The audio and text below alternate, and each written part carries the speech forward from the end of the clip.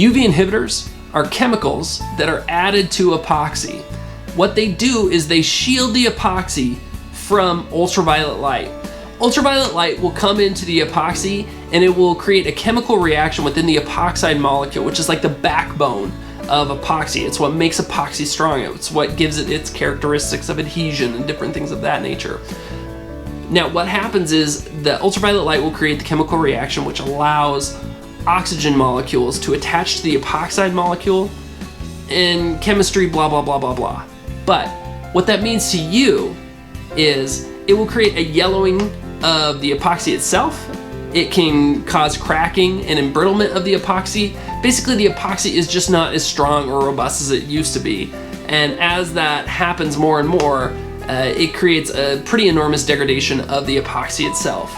So when you're choosing an epoxy for your project, especially if your project is sitting outside, make sure it has UV inhibitors in it. This is a very important thing. So hopefully that gives you some help in understanding what we're talking about when we say UV inhibitors.